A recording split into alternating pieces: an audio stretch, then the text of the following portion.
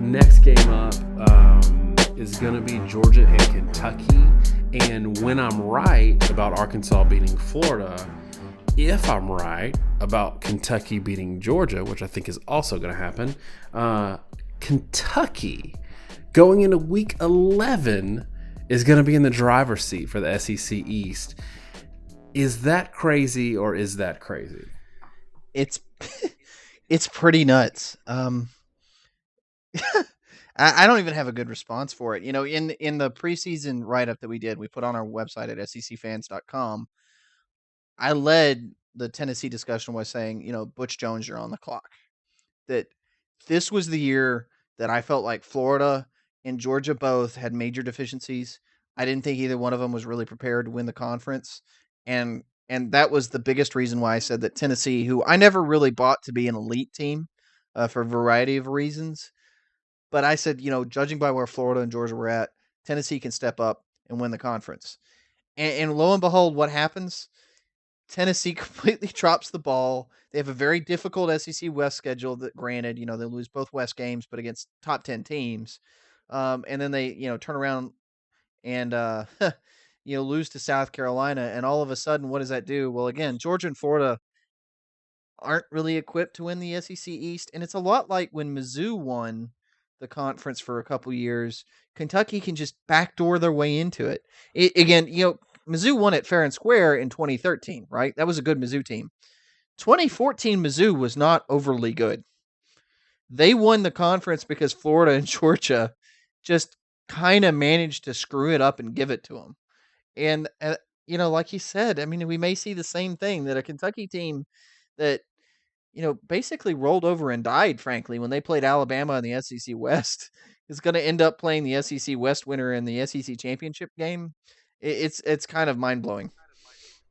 And we'll get into what you think about this game in a minute, but I want to say that if you take the names away, if you take the Georgia name away and the Kentucky name away, Kentucky's having a better season, and they're having a better season against common opponents. So they beat Vandy, actually put up 5 yards a carry against Vandy. And y'all who don't know, who haven't been following Kentucky this year, Kentucky can run the damn ball. They're a good running team. They've got 2 good running backs. They also put up 40 on Mississippi State, which I don't think is an easy thing to do against an okay defense, though they did give up 38. That's a story for another day because it doesn't fit my narrative of Kentucky being good.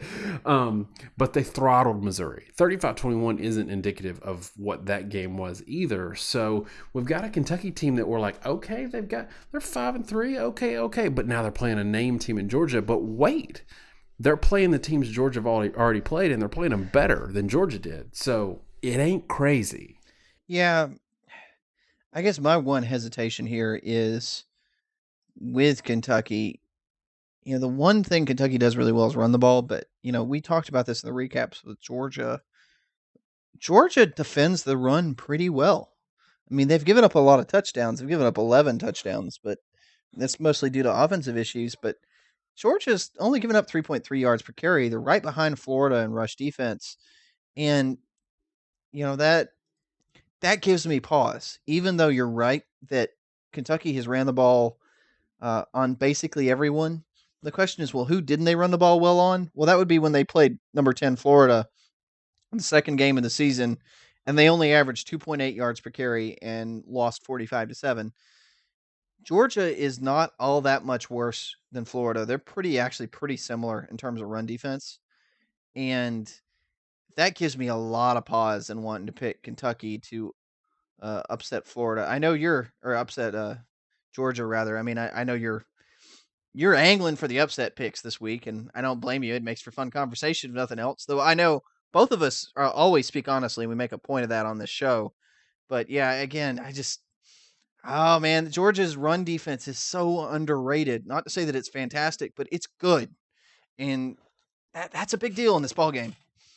Yeah, and I think I actually don't think I'm going to pick Kentucky, but I secretly kind of just want this to happen just to – Kentucky fans God bless them. They live for the basketball season. But I love the idea of Kentucky fans being engaged in a football division race in November. That's just a crazy thing for me to think about. And you kind of pull for the underdog in that scenario. But I look at, to your point, the three good run defenses Kentucky's played this year are Florida, South Carolina, and Vanderbilt, or the three good defenses. Well, I think Alabama would probably fit in there too. Well, yeah, but that was a game that, I mean, come on. Okay. But you can throw Alabama in there as well. They were playing without their starting quarterback, which I think it matters for a team like Kentucky. But anyway, so throwing in Alabama as well, you've got a 7-point game, a 6-point game, 17 against South Carolina, and 20 against Vanderbilt. So they don't score it really well against good defenses. So I do think that, as we talked about in our review show, how Georgia is playing a little bit above their heads defensively, and I don't think that's going to change for a Kentucky team. The only thing I'll throw in Kentucky's favor is they've got a lot of mo where Georgia has none. I mean, they're probably a little bit deflated and defeated right now, and that matters in a game like this, especially, I don't know if you remember years back when Vanderbilt would beat Tennessee late in the year. It was because Tennessee was bad, yeah, but it was also Vanderbilt was playing. That's their Super Bowl, man. I mean, they're playing for everything to be able to beat Tennessee, and they did it because Tennessee probably more talented, but just didn't care. So I think some of that's at play here, but no, I'm not, as much as I want to call this one, and again, just see the world burn a little bit. I'm probably going with Georgia. Yeah, and I obviously I gotta go with Georgia, and I'm not even honestly sure that it'll be close. As much as I think it'd be fascinating if it were, and I'll be interested to watch the game because Georgia's offense is liable not to score on anybody at all on any given week, as we saw the Georgia Vanderbilt game and then the Georgia Florida game. They can stall against any team they play, but back to the passing game, you talk about the backup quarterback. Well, they're going to have the backup quarterback in this one, and he had good games against Mississippi State, and he had good games against Missouri. We now know after that Samford game and after the past couple games Missouri's played, those are not good defenses at all. And the two prior games when he played Alabama and Vanderbilt, they were miserable. 2 and 4 yards per attempt in those two ball games. Right. So, Georgia stops the run pretty well. The quarterback at Kentucky is good enough to execute in a couple games, and they've certainly gotten better, but the quality of the defense has just absolutely plummeted the past couple weeks. It's going to be a little bit of a return to reality, I think. And, because of that, I can't see it. Kentucky's defense is not particularly good, really in any facet, and that's going to be enough, given the fact that Georgia can stop the run, that I can't see it. I can't see Kentucky winning this ball game. Okay, but looking ahead to Tennessee, do you think Kentucky has a better shot at beating Tennessee at Tennessee in 2 weeks? Yeah. I would say even almost monumentally more. I mean, Georgia is 4th in the conference in rush defense. Tennessee is 11th. So right now they're playing a team in the upper third, and really what has it been in a per carry sense, an elite run defense in Georgia, and that's going to be difficult.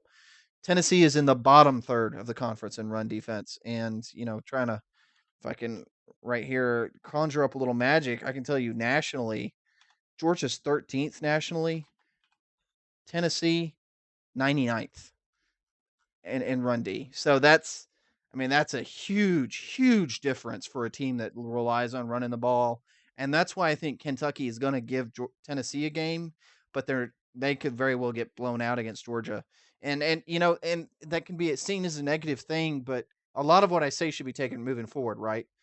If Kentucky has a serious letdown game, and hopefully there's some Kentucky fans listening to this or watching our YouTube videos. If so, please leave a comment and give us a shout out so I know you're out there.